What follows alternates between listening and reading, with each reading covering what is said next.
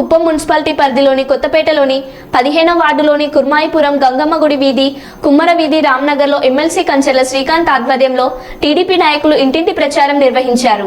ఈ కార్యక్రమంలో భాగంగా వైసీపీకి చెందిన ఇద్దరు నాయకులు ఎమ్మెల్సీ ఆధ్వర్యంలో తెలుగుదేశం పార్టీ తీర్థం ఇచ్చుకోవడం జరిగింది.